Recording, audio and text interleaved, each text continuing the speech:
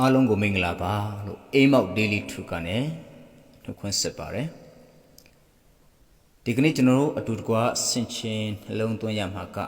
40ခုမြောက်သောစာလံအပိုင်ငယ်1နဲ့မဿဲအခန်းကြီး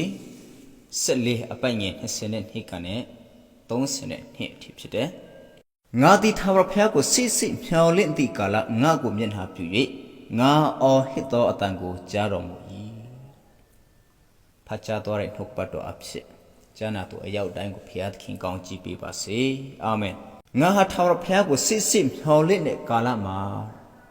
ငါ့ကိုမျက်နှာပြုပြီးခမငါအော်ဟစ်တဲ့အတန်ကိုကြားတယ်ဟစ်မှပြည့်ဆိုတော့ပျက်စီးရတွင်နှင့်အလွန်ဆိုးသောရှင်ထဲကငါ့ကိုဆဲနှုတ်ပြီးလျှင်ငါ့ကိုကြောက်ပေါ်မှာတင်၍ငါခြေတို့ကိုတီးစေတော်မူ၏လို့ကျွန်တော်တို့သိပါတယ်ဆိုတော့ကျွန်တော်တို့ကဖယားသခင်ကိုအော်ဟစ်တဲ့အချိန်မှာကျွန်တော်တို့ရဲ့ဆင်းရဲပင်ပန်းခြင်းခက်ခဲခြင်းလုံးဝဖြေရှင်းလို့မရတဲ့ပြဿနာထဲကနေဖယားကကယ်နှုတ်ပြီးခမဒီနှုတ်ကပတ်တော်ပေါ်မှာပြောဆွခြင်းငြိမ်သက်ခြင်းအလင်းအပေါ်မှာပြန်ပြီးခမတီးစေတယ်ဆိုတော့ကိုကျွန်တော်တို့တွေ့တာဖြစ်တယ်ရှင်ပေတရုအသက်တာအဖြစ်ကျွန်တော်ဆင်ခြင်ရအောင်ရှင်ပေတရုဟာတမန်တော်တွေထဲမှာစိတ်ဆက်တဲ့သူပြတ်သားတဲ့သူရဲရည်တဲ့သူတယောက်ဖြစ်တယ်ဒီနေ့ကျတော့ခရစ်တော်ဖခင်ကတရားဒေသနာတွေဝင်ဟလို့အပီးမှာအိုင်တစ်ဖက်ကိုကူပြီးခမသူကဆူတောင်းဖို့ထွက်သွားတယ်အဲ့ဒီချိန်မှာသူတို့ကအိုင်အလဲမှာသူတို့ကခြံခဲ့တာဖြစ်တယ်နိုင်3ချက်ညနိုင်3ချက်လောက်ဒီအချိန်မှာခရစ်တော်ဖခင်ကဆက်တော်ဖြတ်ပြီးခမရေပေါ်မှာလာတယ်အဲ့ဒီတော့ရှင်ပေတရုတို့တပည့်တော်အဖွဲ့ကခရစ်တော်ကိုမဖတ်မိတော့ဖုတ်တစီလို့မြင်ပြီးခမကြောက်ကြတယ်အဲ့လိုကြောက်နေကြတဲ့အချိန်မှာခရစ်တော်ဖခင်ကဘာပြောလဲမကြောက်ကြပါနဲ့ငါပါလို့ပြောတာဖြစ်တယ်အဲ့ဒီအချိန်မှာသူတို့ကတန်တရားစိတ်တွေနဲ့မယုံချင်ကြဘူးကိုတော်မှန်ရင်ကျွန်တော်ကိုရေပေါ်မှာကိုရောစီမှာလာရတဲ့အခွင့်ကိုပေးပါလို့ရှင်ပေတရုကတောင်းလိုက်တယ်ဖြစ်တယ်လာပါလို့ခရစ်တော်ဖခင်ခေါ်လိုက်တယ်အဲ့ဒီချိန်မှာရှင်ပေတရုကခရစ်တော်ဖခင်ကိုစစ်ကြည့်ရှုပြီးခမသွားတဲ့အချိန်မှာခရစ်တော်ဖခင်ကိုစစ်ကြည့်ပြီးခမသွားတဲ့အချိန်မှာရေပေါ်မှာရှောက်သွားတယ်ရေပေါ်မှာရှောက်သွားတယ်ဒါပေမဲ့လေပြင်းတီကိုမြင်လင်းနဲ့ကြောက်လိုက်၍နစ်မွန်းလို့တည်ရှိတော်လို့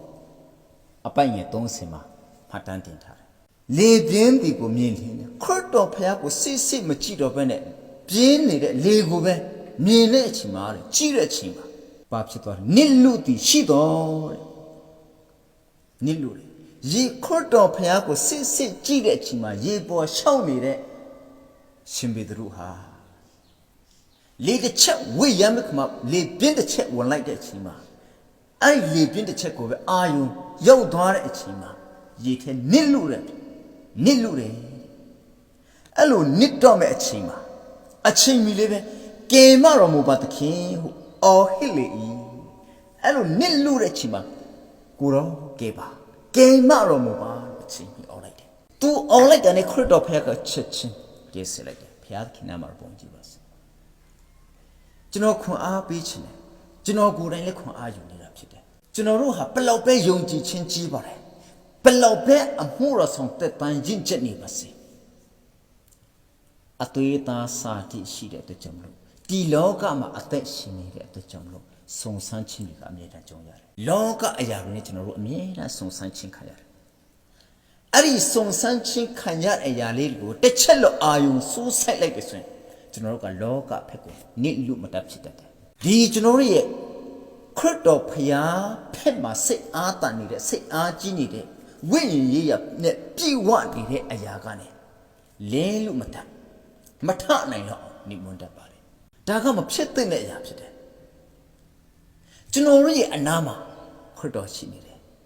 ကျွန်တော်တို့နဲ့အတူခရစ်တော်ရှိနေတယ်ရှင်ပေတရုထဲနဲ့ခရစ်တော်အတူရှိတာမဟုတ်ဘူးကျွန်တော်တို့နဲ့အတူရှိနေတဲ့အေမာနွေလဘုရားဖြစ်တယ်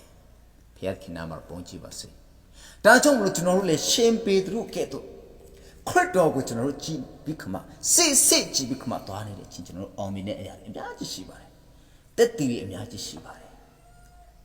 ဒါပေမဲ့ကျွန်တော်တို့ကတစ်ချက်လောက်လောကအရာဖက်မှာကျွန်တော်တို့ထည့်တဲ့အချိန်မှာဝိညာဉ်ရေးရမှာနလန်မထူနိုင်တော့အောင်စိတ်တက်ကြတဲ့အချိန်တွေစိတ်ပြတ်တဲ့အချိန်တွေအားငယ်တဲ့အချိန်တွေအများကြီးရှိပါတယ်အဲ့ဒီအချိန်မှာရှင်ပေသူတို့လိုပဲအချိန်မီခရစ်တော်ဖခင်ကိုပဲ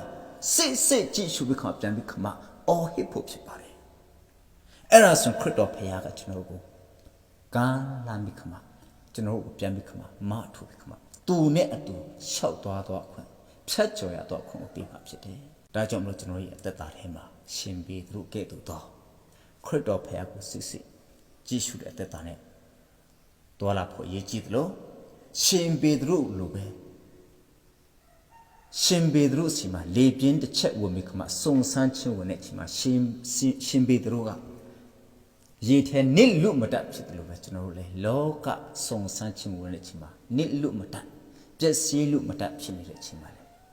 ခရစ်တော်ဖခင်ကိုအချိန်ပြန်ခေါ်ရအောင်ခရစ်တော်ဖခင်စီတို့ပြန်သွားရအောင်ခရစ်တော်ဖခင်ကကျွန်တော်တို့ကိုအမြဲတမ်းလက်လှမ်းနေတယ်ဒါကြောင့်မလို့ကျွန်တော်တို့အသက်တာမှာဆင်ခြင်ဖို့ကပေးအချိန်တွေမှာပဲမဆိုကျွန်တော်တို့အောက်ကိုရောက်နေတဲ့အချိန်မှာဖြစ်ဖြစ်ကျွန်တော်တို့အပေါ်ကိုရောက်နေတဲ့အချိန်မှာဖြစ်ဖြစ်အစင်ပြေသည်ဖြစ်စေမပြေသည်ဖြစ်စေတာသည်ဖြစ်စေနာသည်ဖြစ်စေစင်းရဲသည်ဖြစ်စေချမ်းသာသည်ဖြစ်စေအစင်ပြေနေသည်ဖြစ်စေခက်ခဲနေသည်ဖြစ်စေခရစ်တော်ဖခင်ကိုပဲစစ်ကြည်ရှုရအောင်ဆိုခမကျွန်တော်ခွန်အားပေးခြင်းဖြစ်တယ်ရောက်တိုင်းကိုဖခင်သခင်ကောင်းချီးပေးပါစေအာမင်